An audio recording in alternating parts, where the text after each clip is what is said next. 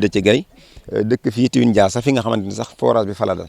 ñun suñu problème tey comme ni ñu ko waxee dañu ñëw rek di won askan wi ak ñi nga xam ne ñoo ŋànk réew mi ni dañu am coono am jafe-jafe ci ñàkkum ndox mi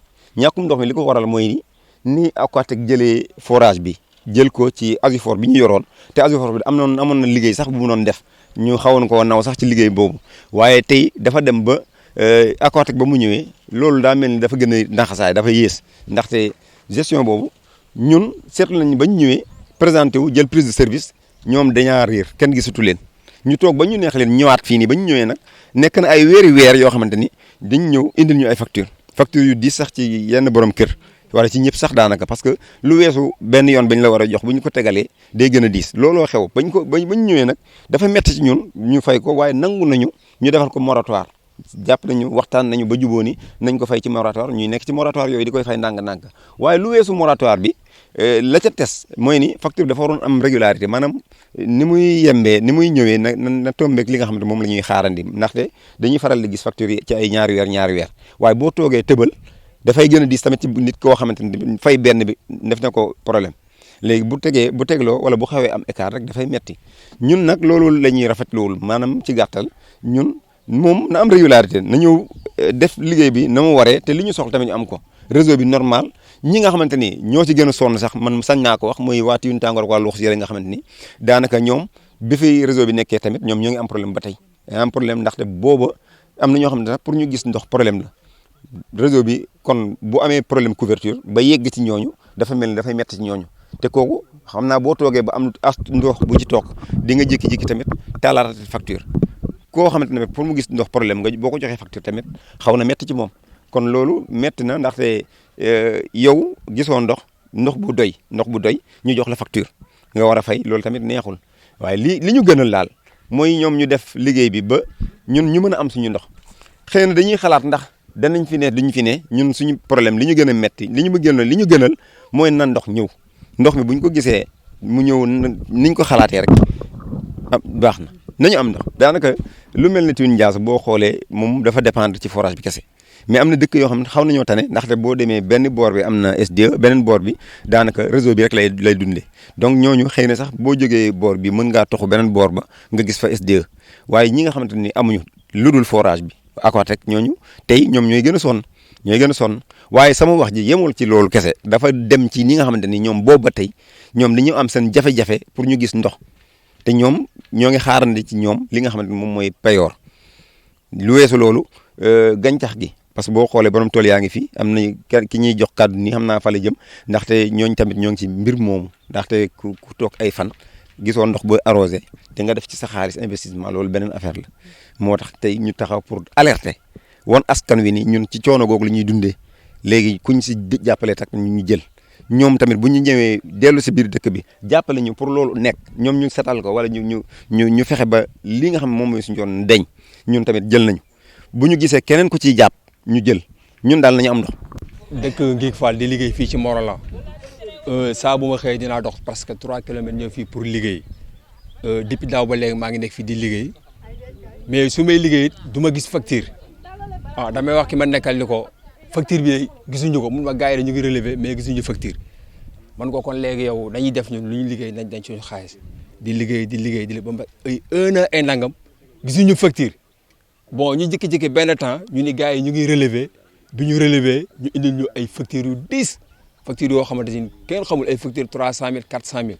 man ko mais c'est obligatoire parce que ñun ñooy liggéey mais ñun nan fexe nañu fay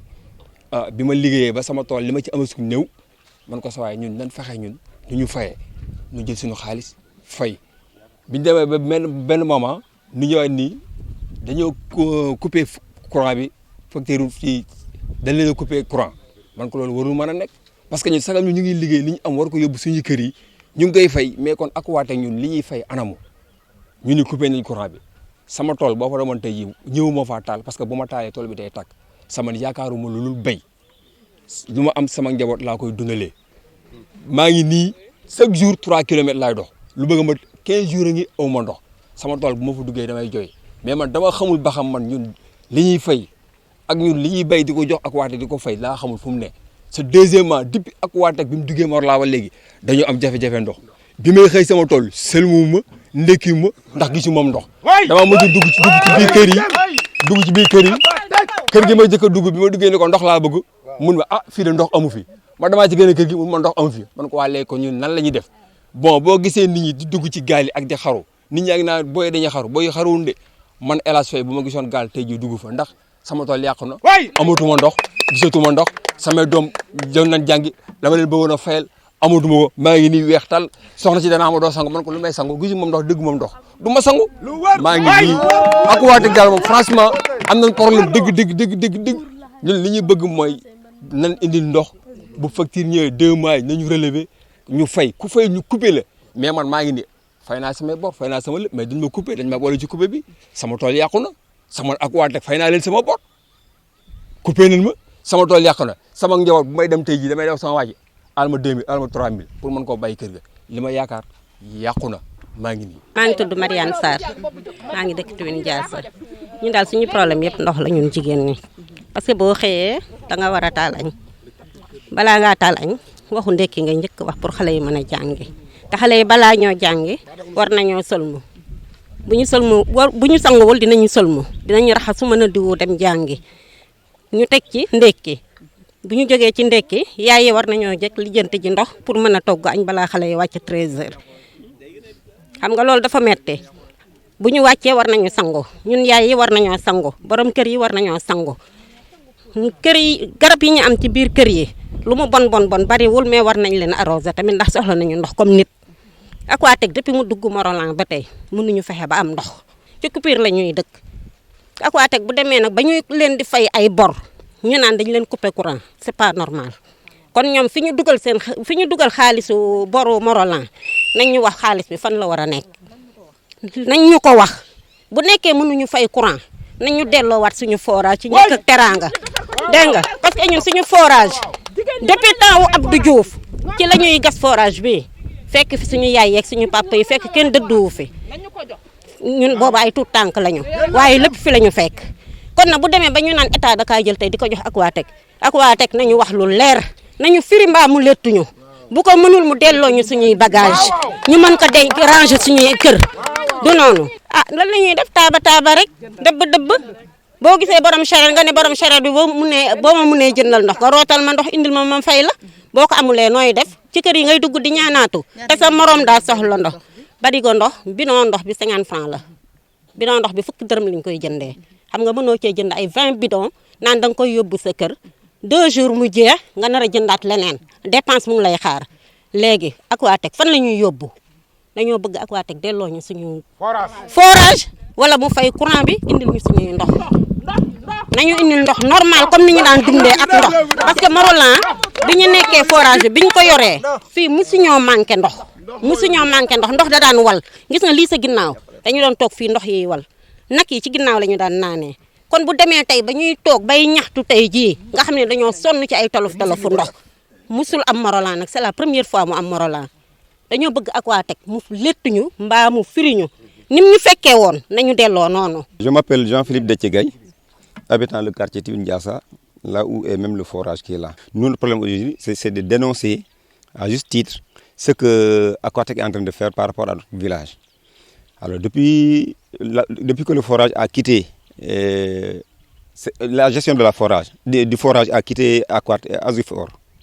pour atterrir au niveau de l'Aquatech, on a des problèmes. Et ces problèmes sont accentués.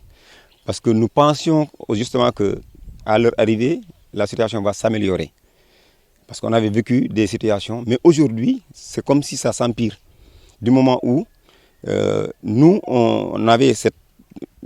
gestion de l'Azufor qui était clopin, ou quelque part ça marchait. Mais aujourd'hui, on a vu que depuis l'arrivée, surtout pour les quartiers de Tuwin Tangor, Loros et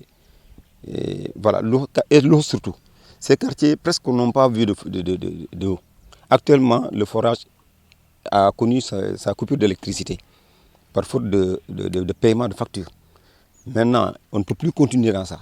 Continuer à vivre alors que par moment, on vous donne des factures avec des écarts de mois. La plus grande facture qu'on avait reçue, c'était lorsqu'ils étaient reçus pendant des années, pendant plus d'une année, sans pourtant nous livrer des factures. Et là, maintenant, on avait accepté de prendre ces factures et de les payer par moratoire. Mais au-delà de ces moratoires, aujourd'hui, on voit aussi le risque que ça s'accentue parce qu'il y a toujours des mois pour lesquels les gens ne voient pas surtout les factures. Alors, le problème est que quelqu'un qui a des problèmes pour payer une facture de 2000 francs, quand ça s'accumule, ça devient une lourde dette par rapport à cette population. Donc, nous, aujourd'hui, que ça soit régulier et que également le réseau soit au moins pas pratique, mais qu'on ait de l'eau courante. Parce que tout simplement, la population a du mal à pouvoir même avoir cette eau au-delà de ce qui se passe aujourd'hui. Parce qu'aujourd'hui, c'est coupure d'électricité par rapport au forage. Mais avant cela, il y a des parties du réseau où on ne voit presque pas d'eau. Donc, surtout ça. Tivin-Tangor est là avec son problème, qui reste presque entier. À part ceux qui ont le réseau SONES, la SDE, tout le reste dépend de ce forage, alors que le réseau n'est pas normal. Alors, par rapport à cette gestion maintenant, nous voudrions également que l'État prenne en charge, ou alors prenne à bras le corps, l'aspect gestion, surtout par rapport à l'Aquatec. On nous a confié Aquatec, nous on n'y peut rien, on nous a donné. Mais quand on prend également, c'est par rapport à nos conditions de vie. L'eau est vraiment essentielle pour la vie. Si aujourd'hui on ne peut pas avoir d'eau, nous allons presque à la semaine, c'est presque une semaine. Depuis lors, on n'a pas d'eau. Alors, la deuxième chose est qu'il y avait un raccordement par rapport à l'autre forage de l'ANIDA. Alors, le raccordement, c'est vrai que aussi avec le raccordement, ça pouvait un peu booster le niveau d'eau. Cependant, même si ce forage-là a des difficultés par rapport à leur paiement, il y a un dû par rapport à l'Aquatec. Même si ce n'est pas l'entière dette qui se trouve au niveau de l'autre forage. Et ce forage-là, vraiment, est essentiel également pour nous. Parce qu'on a vu que même s'il n'y avait pas l'eau du forage, le deuxième forage pouvait venir en appoint par rapport à cette situation. Mais aujourd'hui, ce forage également, avec leur dette, la dette des bénéficiaires déjà, avec celle de l'Aquatec, c'est un cumul qui a fait que également le forage a été coupé. Donc on a ce problème. Du coup, il y a des parties qui ne peuvent pas avoir d'eau parce qu'ils n'ont pas un autre réseau, outre que le réseau de l'Aquatec. Et aussi, ces gens-là ne sont pas réguliers sur la zone. C'est la régularité, quand je dis régularité, que les factures viennent à temps, que les gens puissent s'affairer à payer cette dette. Et même si les gens ont accepté de payer par moratoire, ça aussi, ça pouvait contribuer à l'épongement de la dette qui pourrait aussi aider la population à bien vivre avec cette eau. Parce que nous, on en a besoin. C'est difficile, mais c'est ça. La dernière fois, moi, j'étais surpris parce que je ne savais pas que c'était coupure d'électricité. Moi, souvent, par moment, quand il y a coupure d'électricité, effectivement, il y a coupure d'eau ici. Mais le problème est que nous, on n'était pas prêts à savoir. Ou alors, au moment où je voyais que l'eau ne coulait pas, je ne pouvais pas savoir s'il y a effectivement coupure d'eau. Mais c'était l'électricité, au fait, qui était coupée. Nous, notre problème, comme ça traîne, ce n'est pas la première fois, comme ça traîne, nous, on est là pour dénoncer simplement ce qui se passe. Pourvu que nos voix soient entendues, au-delà même de l'Aquatec. Parce que l'Aquatec n'a pas pris sa propre charge de gérer les forages. Mais au moins, on leur a octroyé ce travail en tant que tel. Si Aquatec s'attelle à faire le travail, on est prêt à collaborer. Nous, notre problème, c'est le bon vivre. C'est pouvoir être à l'aise par rapport à notre situation actuellement. Ce n'est pas le fait que ce soit Aquatec ou pas, mais qu'on ait de l'eau à notre portée à tout moment. Aquatec soit là, Aquatec ne soit pas là, qu'on ait de l'eau. Pour nous, qu'on ait de l'eau. Parce que si aujourd'hui l'État confie, ou alors la gestion est confiée à l'Aquatec, si l'Aquatec est prêt à faire le travail qui lui est assigné par rapport à son cahier de charge, nous, on est prenants. Nous, ce n'est pas l'Aquatec. Nous, c'est le fait d'avoir de l'eau. Par A ou par B, qu'on ait notre eau. Que l'État continue à confier à l'Aquatec, que l'État soutire cette gestion à l'Aquatec. Nous, notre problème, qu'on ait de l'eau. Nous avons